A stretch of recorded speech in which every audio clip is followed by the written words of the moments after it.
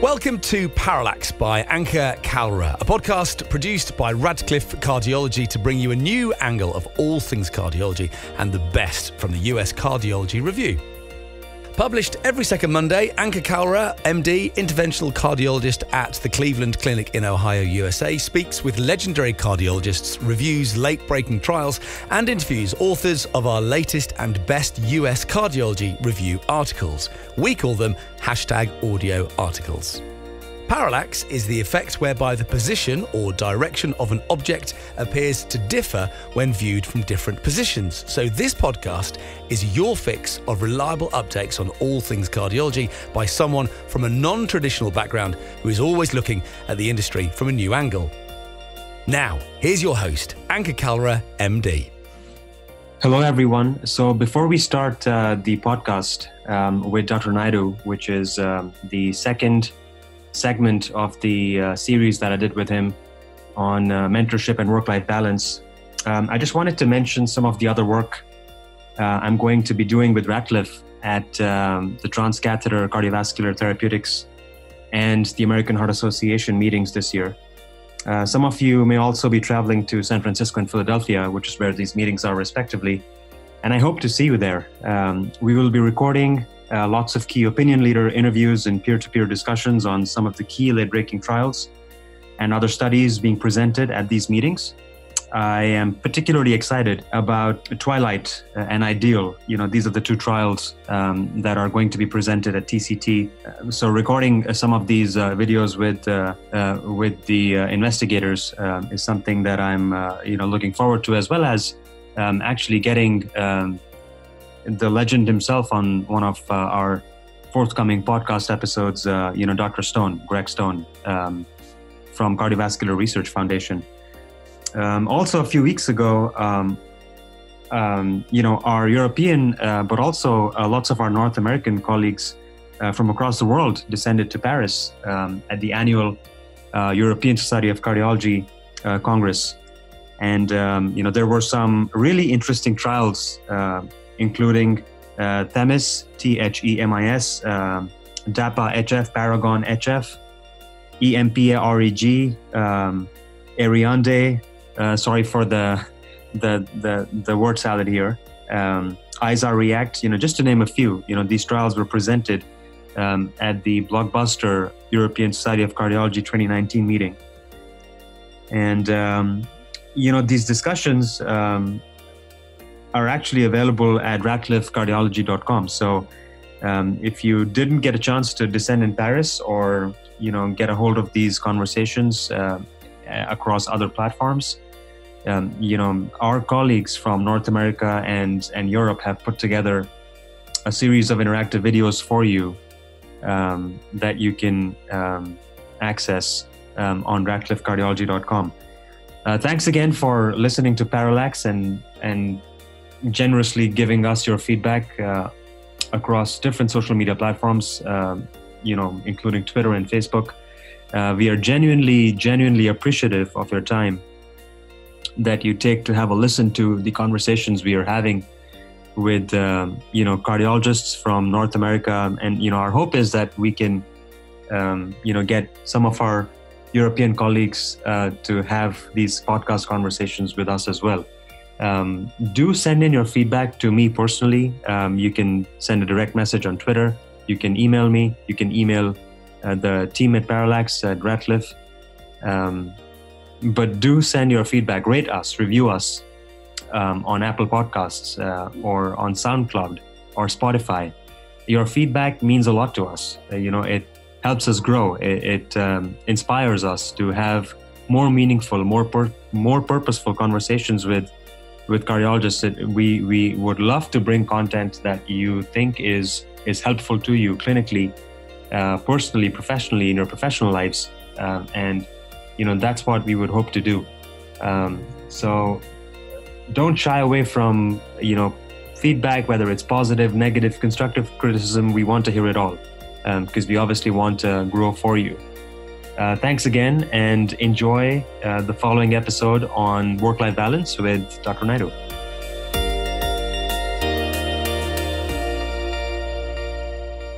Welcome back to Parallax.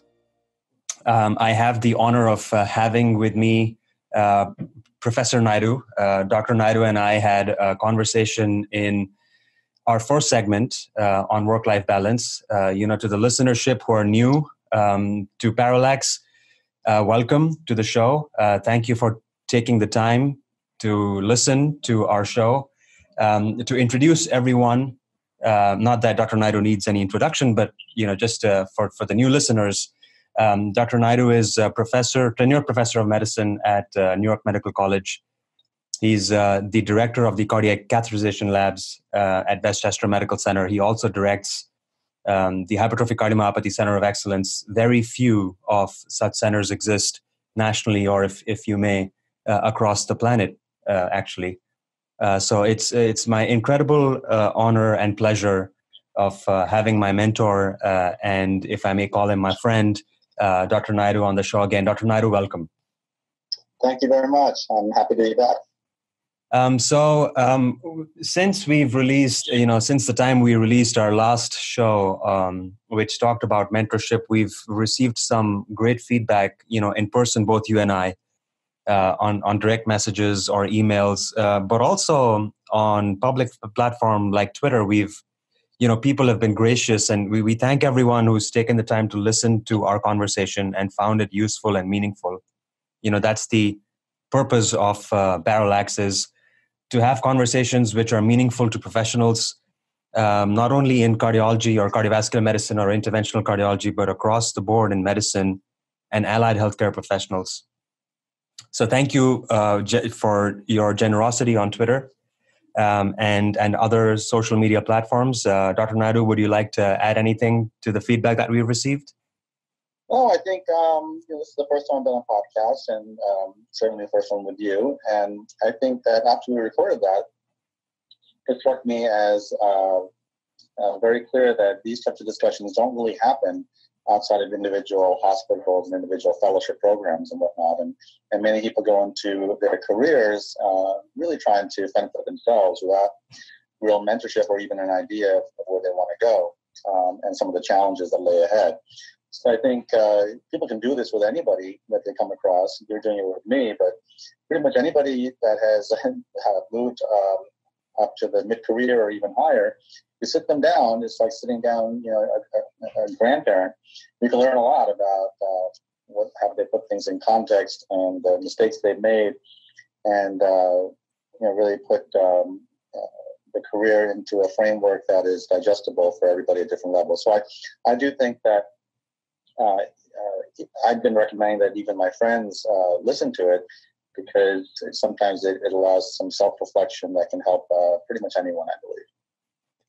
Yes, I agree. I think self-reflection is very important, is key, has been the key for my growth in the past 1 year.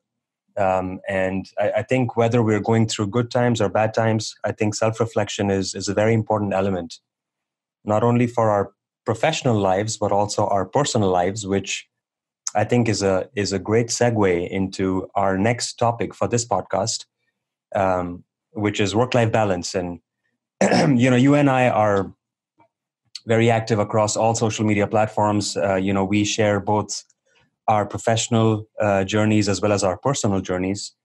And I've really enjoyed. I actually love what you share on Facebook, particularly with the time that you've spent with your son during the summer. It's so refreshing to see people who you want to emulate, or people who you look up to actually also demonstrate that they're very normal human beings who enjoy spending time with family and friends, and who really cherish and value relationships, because I think at the end of it all, at least that's what I think, and I know that's what you think as well, is human connection, and how we foster that connection with one another is the real currency of all of that we do.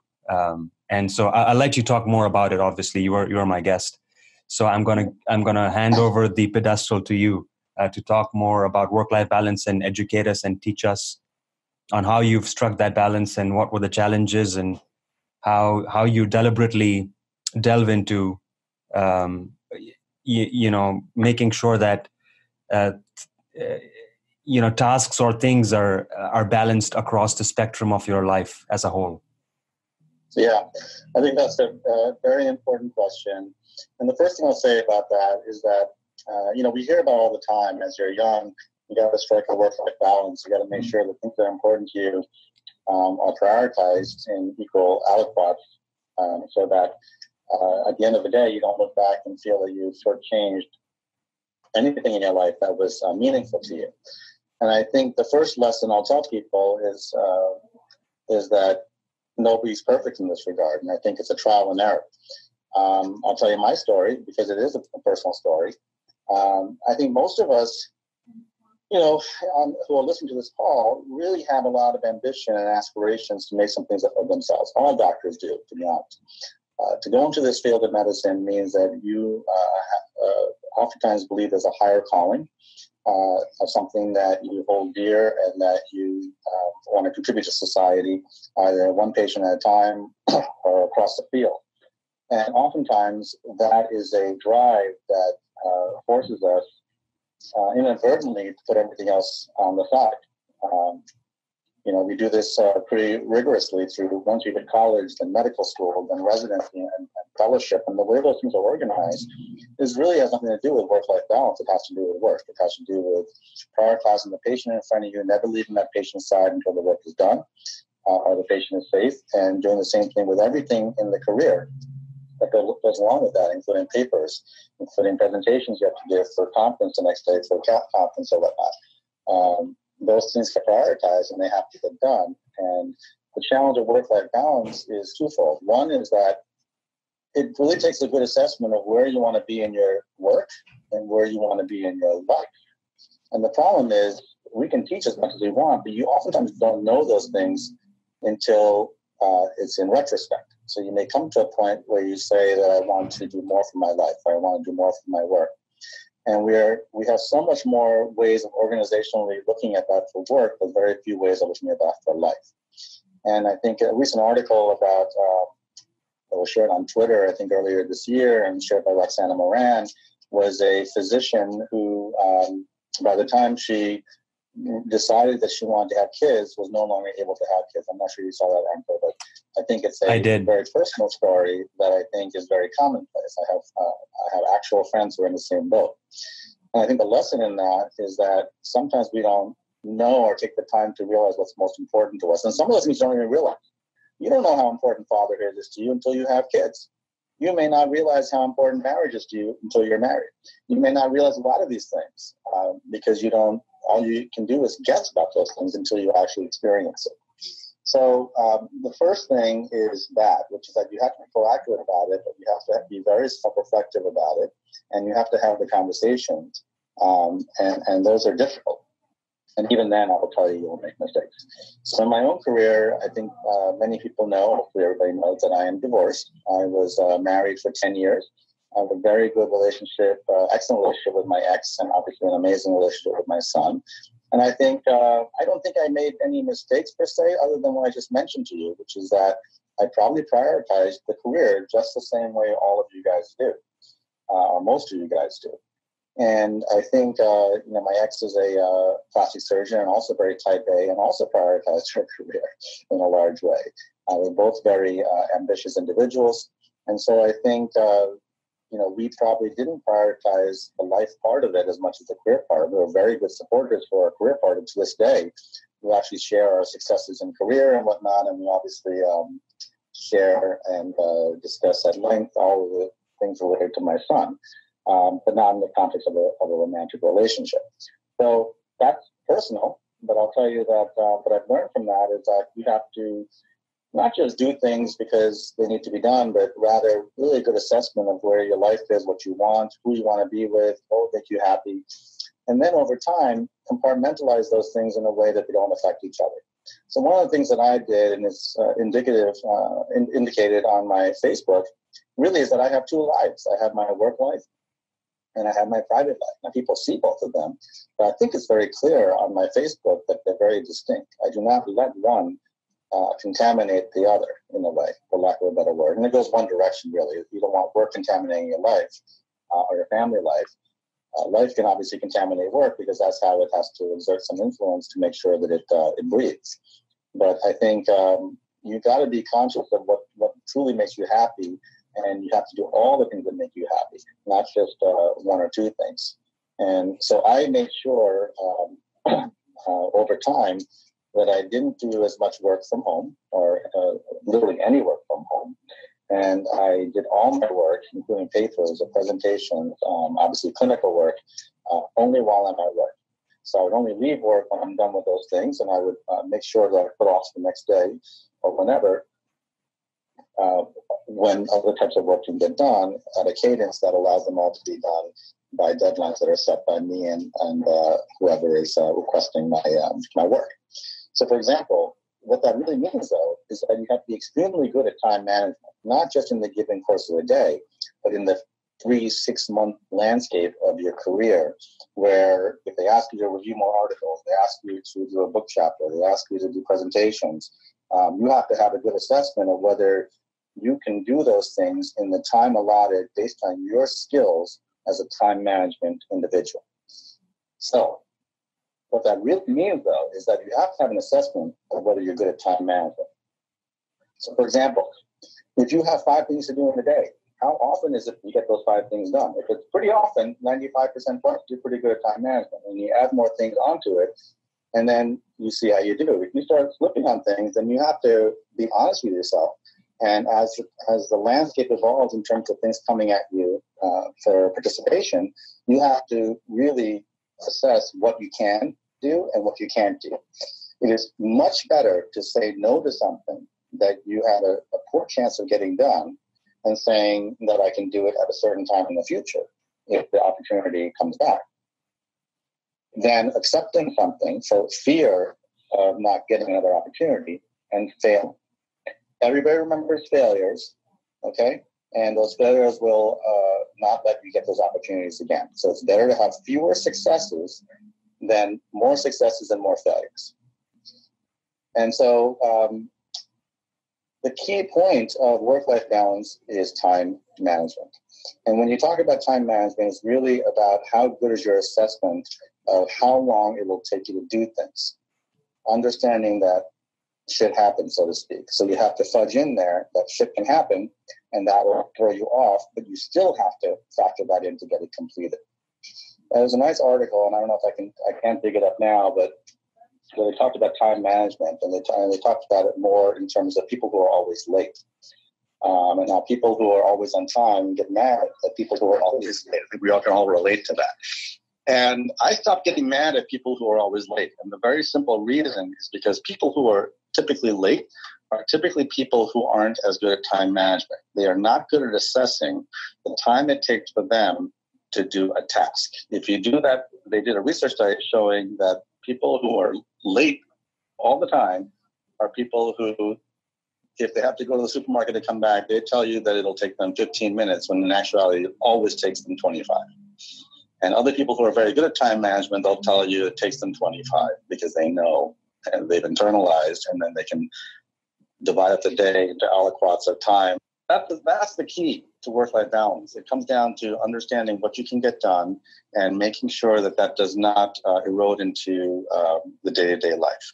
And I will tell you that one of the best ways to maintain a very healthy career is to recharge. And so there's many ways to recharge, and that is the life part. That is either exercise, or that is hobbies, or that is obviously your family. But there's something in your life that allows you to recharge and makes your career much more vigorous when you're there, and also allows the world to see that you are, human in that way, and not just a machine who's doing the work, but really doesn't have a multi-dimensional personality. Maybe I'll stop there because I think I mentioned a lot, but we can see where you want to go from there. Sure. So first of all, thank you for being so open and vulnerable on the show with our listenership. I know you've shared your personal story, and I think there's a lot to learn from, but also there is a lot to acknowledge. I genuinely value people who acknowledge their vulnerabilities and are open-hearted about their own journeys and paths and struggles that they've had in their lives. So, I genuinely, very honestly, not only me, I think everyone from Parallax genuinely thanks you for being so open and so vulnerable and so real. I think that it would come across exactly like that. So I wanted to thank you for that and also congratulate you for that. And then, I think talking about time management, that's something that I was not good at. When I'm this is my third year, so I'm still very early on in my career. But the very first year when we were expecting with our first child, who's now a little over 2, and the second one's on the way. I would get work home on weekends, and that this would largely be work which is academic or has scholarly activity work. So whether it's reviewing a paper or committing to a book chapter and then finishing it, or even working on editing a manuscript or writing a manuscript, I would do that a lot. And I agree with you that over time, you don't realize, you think you can do it and you can handle it and you can manage it as you did in fellowship. But, as you get along the journey of life, you realize that, there's life that is happening around you, and you have to be a part of it. You've signed up for it, so you have to be a part of it. And you have to be a part of it, not just by being present, physically, but actually being genuinely present in complete mindful way. So, which is what you've shared, and which is what you deliberately do when you said that you're not deliberately getting work back home. You're deliberately being very mindful of being present as a whole when you are being present with family or with friends or with your son. And I think that is something which I am I wouldn't say that I am as advanced as you are, but I've become very, very mindful of it. And I tried to catch up on tasks which are outside of my job, so outside of my clinical responsibilities. Obviously, they come first when we are at our jobs, and we have to make sure that we're taking good care of patients and we're up to task when it comes to patient care. But after that, if there's a little bit of downtime, I try and catch up on tasks which are scholarly or which are extracurricular from a professional aspect when I'm at work, and then try and not take things back home, and try and be home with my son as much as I can, and give him all my energy, all my focus when I'm with him, because I'm with him for a very few hours in the day, and when I'm on call, I don't even see him that day. So that's something. So thank you for that. I think that's extremely important for each one to listen, right? For people in residency or fellowship, or advanced fellowships, or any stage of the career. And I think people who are good at time management, like yourself, who can I shouldn't say multitask, because I think multitask is sort of, we all of us do multitask, but I think when we are on a particular task, we're only single tasking, and that's how multitask is really making sure you're keeping track of all the tasks, understanding what their deadlines are, and making sure they all get done in the requisite amount of time. It's really multiple organizational skills, but you're only tasking it one at a time. Exactly. And you could jump back and forth. So, for example, I write papers. I wrote papers a lot more before I was full professor, to be honest. Now I edit a lot more. But I would be very good at developing the skill to do a cath, and then in the turnaround time, jump right back to the paper and not miss a beat in terms of recollecting my thoughts and where I was thinking. So my point in saying that is really, you're not multitasking. You're only doing one task at a time, but your brain is working and keeping track of where other things are or where other things are left off, so you can jump back into it. And that is a skill.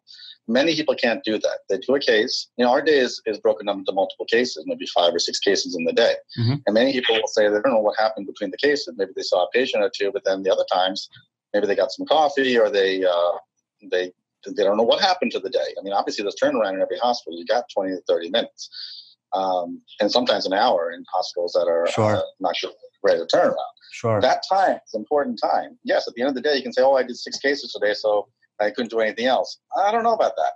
You can. There is time in between. It's just you have not developed the skill sets to be able to maximize your day. And I think what I've gotten better at is maximizing what I've been able to do in any given 8 to 12 hour day, so that when I come home, I am not doing that. And I'm happy with what I've been able to accomplish in the day.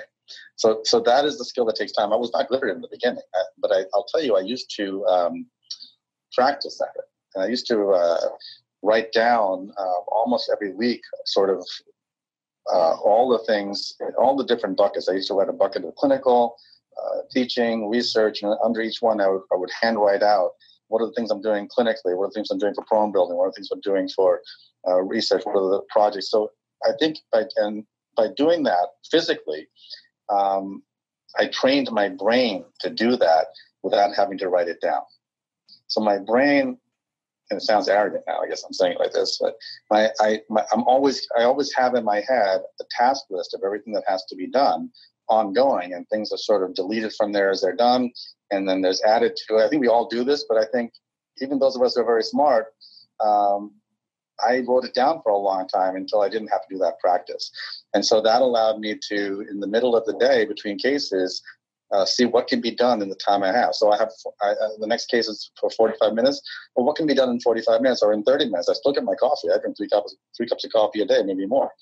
But I still get the coffee. Then I still hang out with friends at work from times. Still grab lunch. And then I find a way to maximize the time in between. And I used to call them the time in the cracks, in the crevices, the time that's lost in the between the pillows. In other words, it's the time that is not really there or could disappear if you're not good at looking for it. And I think that is, if you add up in the course of a day, there's hours. There's 2 or 3 hours in the day that are oftentimes wasted because we're not able to shift gears into different modes. You know, you've actually described this so beautifully. So what I do is something it's actually very similar to what you do. Is I just have a mental task list of things that need to be done and needed to get done at a certain date and a certain time.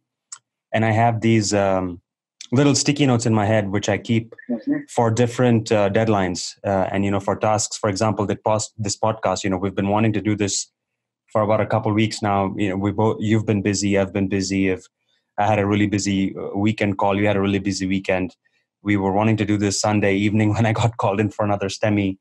But then you said we will get this done. I knew we will get this done. There was sort of a mental checklist in my mind that, I have to get in touch with Dr. Naidu again on Tuesday to record this. And here we are recording this episode. Right. But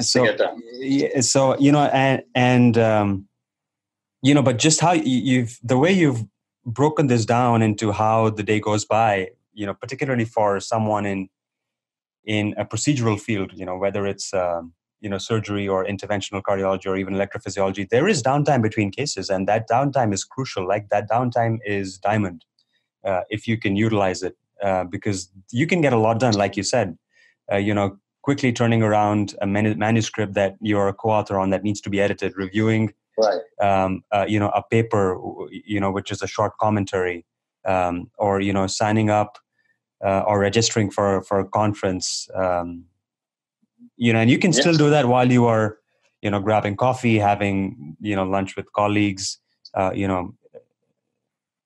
Absolutely. You could be exactly. Yeah. Go ahead. Exactly. So I keep a list, and in your head how long each one takes. So if I have 15 minutes, yes, I can probably book my flights to TCT in that 15 minutes. Or if I have a half an hour, I can re-edit an editorial. If I have an hour, I can close the door and really write a paper or do something else. So it all depends. And some of that time, I'm a busy clinician. So some of that time is, my coordinator coming in and she has a bunch of patients I need to talk to, or labs up to review, or whatever it is. So there's parts of the day where that happens. So you have to be good at that. I think the other point I want to make, though, is it's not to say that some people may take my words literally and then they become very antisocial. I am probably one of the more social people in my institution. I keep my door open all the time, and I certainly have lunch with friends pretty much every day at work, and and wherever I go on the floors, I'm talking to people all the time. So you may come out with the impression that I'm all over the place. Yet I make those interactions extremely meaningful, not purposefully, not like I'm going to talk to that person and make sure that there's a meaningful there so I develop a relationship. No, it's more that I enjoy the social interaction, but it doesn't have to go on for hours, and you can move on to other things. So you need to, the other part of work-life balance is that you need to have a life at work. So work can't just be work. Work has to be life too. If work is just work, you will not be able to do all the things that we're trying to talk about on these podcasts.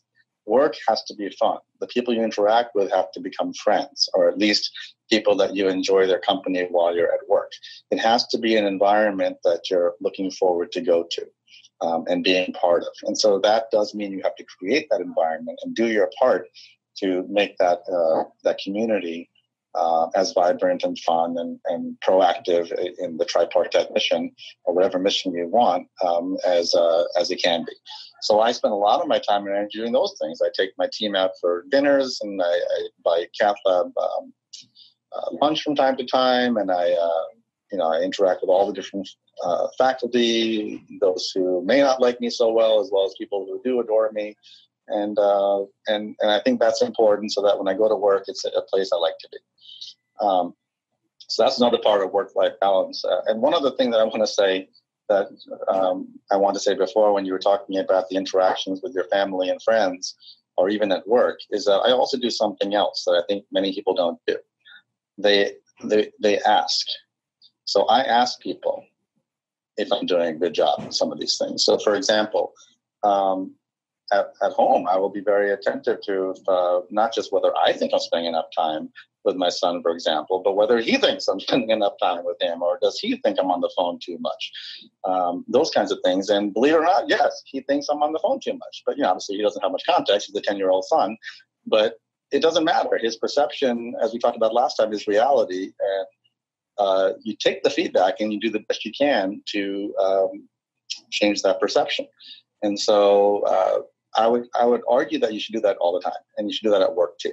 So when I sense that somebody is upset at me, or sense that something else, I will ask the impartial third person, what do you think? I'm getting the sense that blah, blah, blah.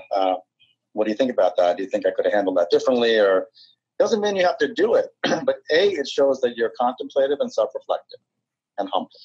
And B, maybe you will just learn something that could help you move forward, or even frankly apologize from time to time if you may have overstepped or been too domineering, or whatever the case might be.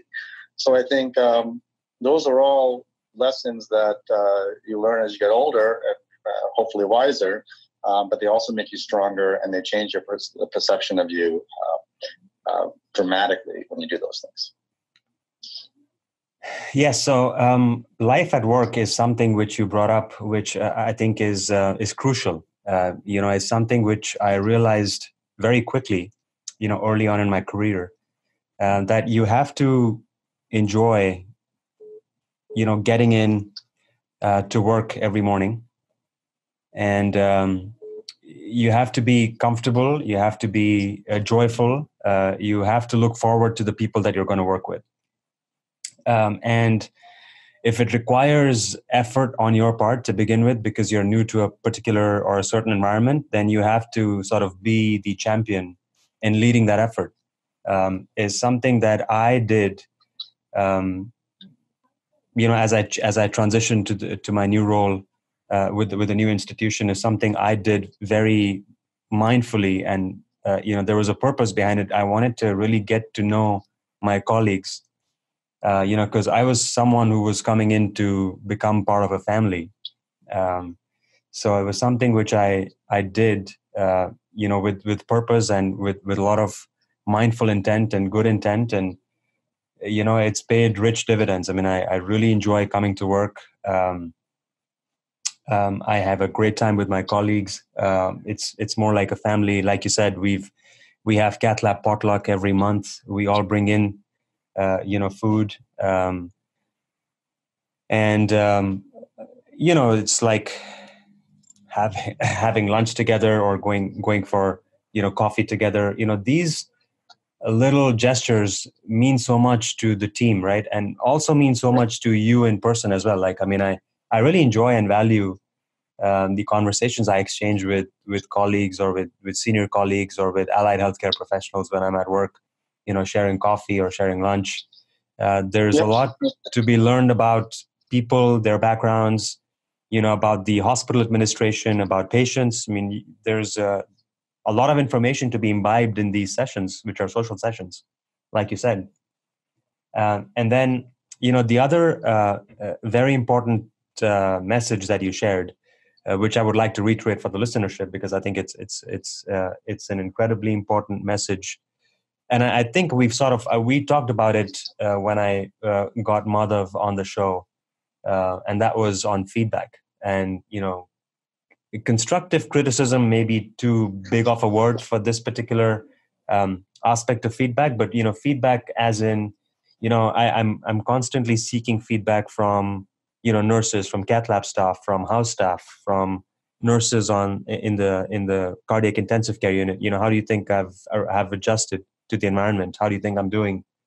Is there anything you want me to do differently?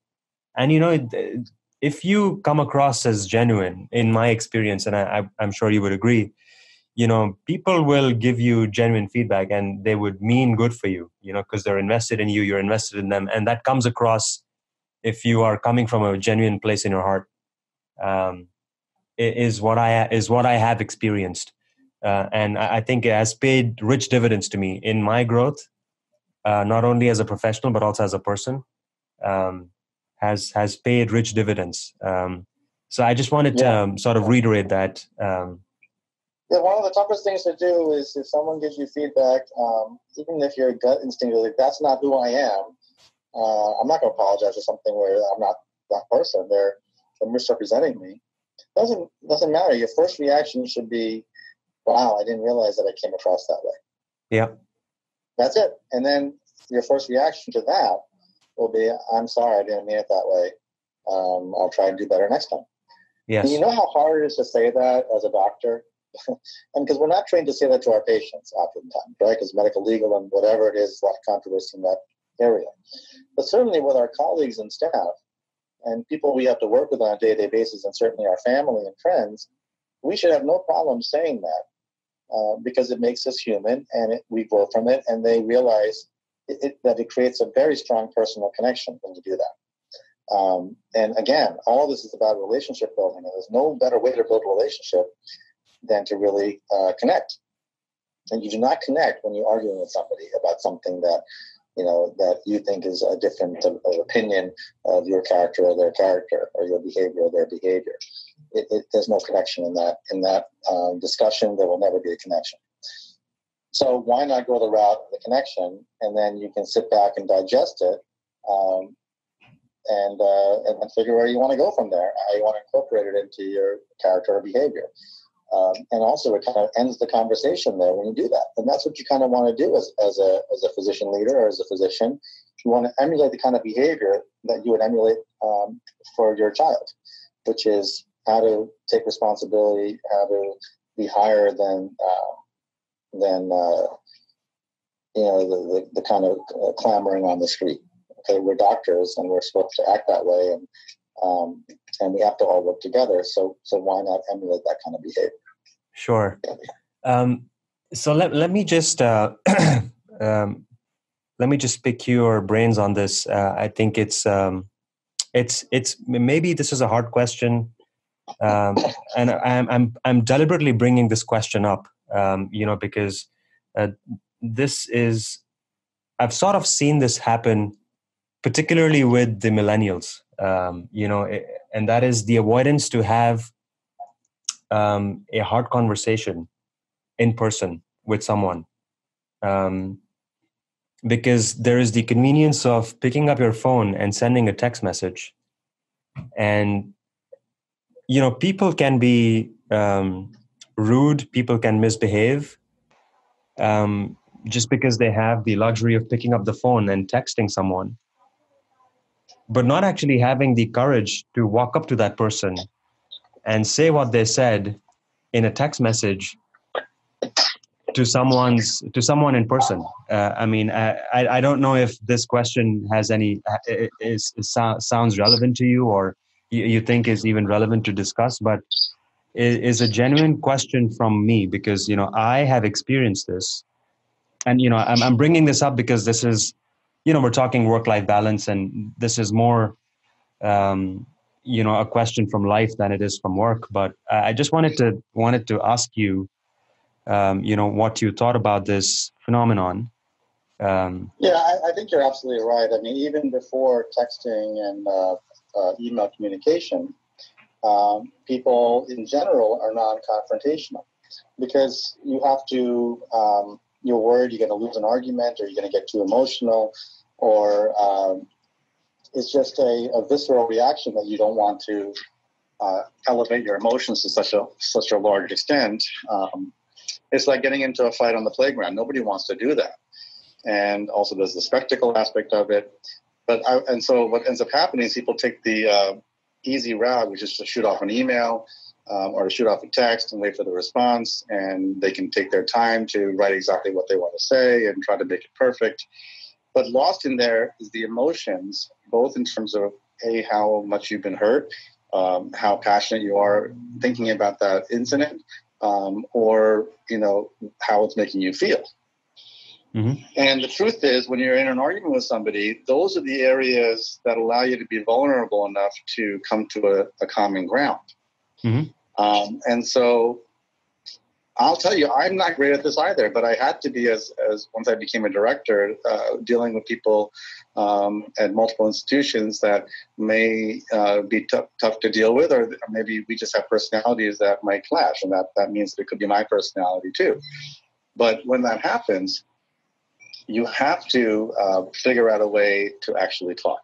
Mm-hmm. If you do not, then what happens is each of those people will talk to everybody else but you. Mm-hmm. And you set up different cliques. And so cliques happen because people don't talk. Backstabbing happens because people don't talk. And so I've learned this over time, to the point that now if there's a problem, especially if I feel that there's a problem and now it's getting to that stage where they're talking to other people about it, then you just have to find a way to talk to that person.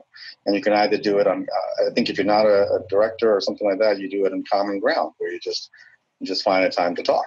And that can be done by text. That can be done by, hey, I heard this, I heard you might be upset about this.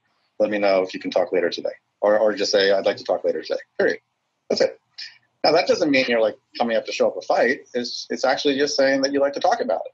And then when you meet up, you basically, the best way to have a conversation is to say, hey, I heard that you're upset about this. You make it about emotions. It's always about emotions, right? If there's an altercation, mm-hmm. Something's emotion. So I heard you might be upset about this, and I wanted to talk about that and make sure that we understood exactly, what the intentions were. And, certainly I don't want to, I certainly don't want to have a weird feeling between us, whatever it is. And then you just say that. And then, truth be told, the other person will then meet you halfway. They almost never come out guns blazing if you come out strong but soft-spoken and with an eagerness to find a middle ground. Now, you may not always find a middle ground. Certainly if you're a director or a chief, you may find a middle ground in terms of understanding and cooperation, but you still may have the final say in something. And that's a whole other art that needs to be discussed at some point, but that's more of a discussion on how to get people to corral around your cause, or something that you have taken the consensus opinion and figured out one direction and try to get everybody moving that direction. We could talk about that another time. But, this conversation here now is really how to sort of squash all of the scuttlebutt by having an actual conversation with somebody. And I would highly recommend it. The only way to learn that skill is to start doing it, which mm-hmm. means that if you recognize that something is spiraling out because of emails or because of an incident that now you're hearing that they're upset about it, and you're certainly upset about it, the best thing is to use the text to just say you'd like to talk. Now, you could just call the person up, but I don't recommend that. I don't think you should blindly call somebody and interrupt their time just because you have the time to talk about something. You should schedule a time that is good for both of you guys within a very short time period, typically the same day. So if there's something happening, you'd want to talk on the same day, because believe it or not, by the next day, if you resolved it, nobody will be talking about it. It's all done.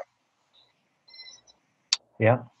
No, so it's refreshing to hear that from a leader like yourself, who's director of the cardiac cath labs and the interventional program at a major academic medical institution, which actually brings me to my next topic, which maybe will be the concluding topic for the podcast, and I want to spend some time talking about it, and that is how do you cultivate a career in leadership? Like, for example, for early careers, if they at some point in their career want to become the director of a cardiac cath lab or echo lab or an imaging laboratory or a research program, or run a particular program under their leadership in their institution, how do you cultivate yourself to become that role that you envision for yourself? I think would be a great sort of topic to discuss with you, and have those insights. I think, you have to decide. There's a couple of things. One is, do you really want to do it? Is it something? Why do you want to do it? So everything you want to do in life, you make sure that it's something you want to do for the right reasons. To be a leader in something, say the cath lab, it's because I would imagine. Not because of the title. None of these things are for the title. You don't make a lot of money doing this stuff, and the title is, there's plenty of people with that title. Plenty of directors of the cath lab, plenty of cath lab. So it's really not about that. And you don't need to be a director of the cath lab to be a famous person. There's plenty of people out there who are not directors of the cath lab who are quite famous in our field. So it's not about that either. So if you want to be a leader and start with the cath lab, then you presumably you're the kind of person who you have looked into yourself and realized that you can maybe motivate people, that people tend to gravitate to your team.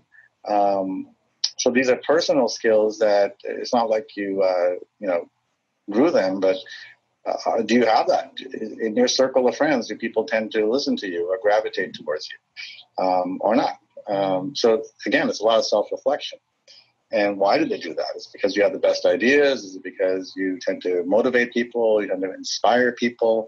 And again, we talked about on our last podcast that people will give you feedback. I've been told that I am inspiring. People want to be on my team because it makes them feel like we're going somewhere. And they trust my opinion, So listen to that stuff. I'm not saying if they don't say that, you can't do it. And you can certainly read a lot of books on leadership. I did that as well when I took my first job. And then when I was looking for other jobs to move out of Winthrop, I read more books on leadership skills, emotional intelligence skills.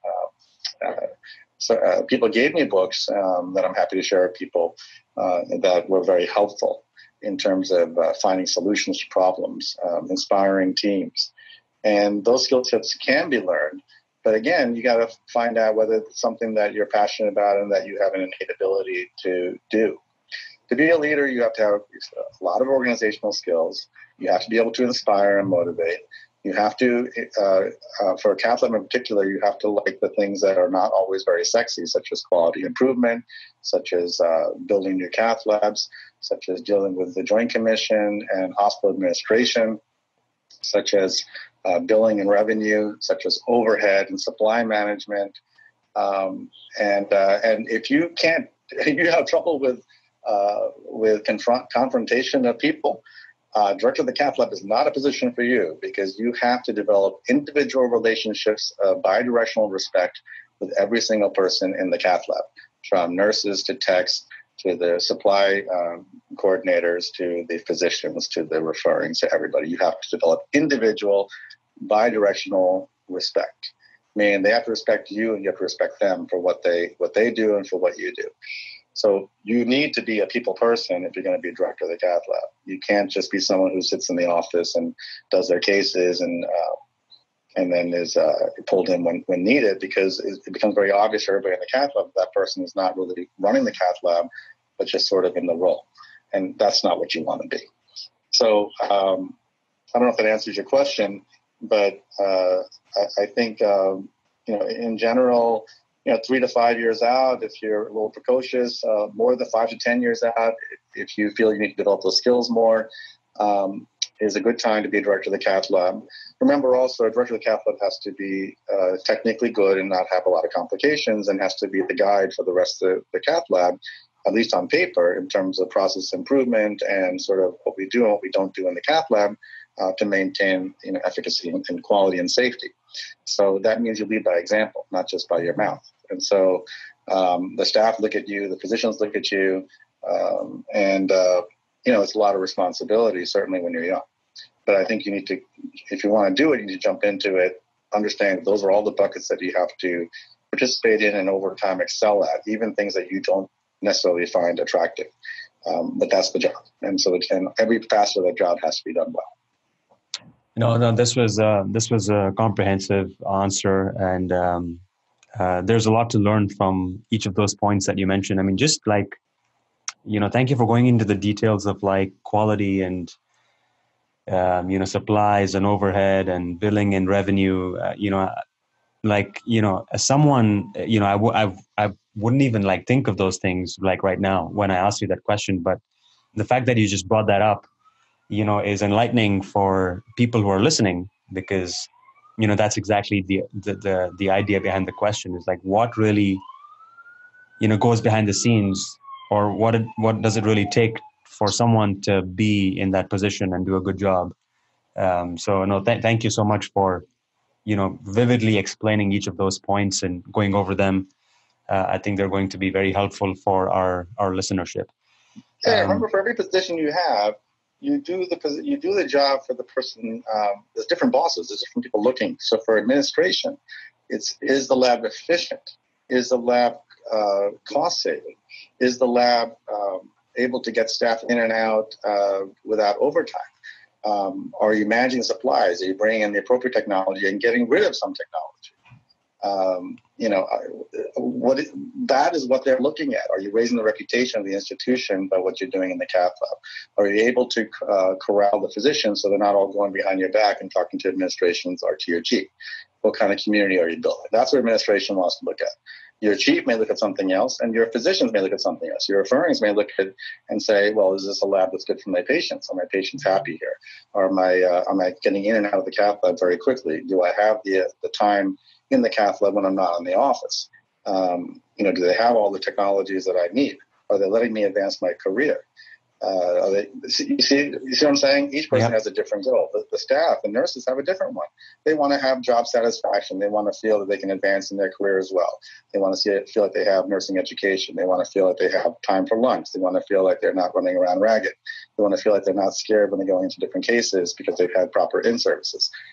They have different things that they want.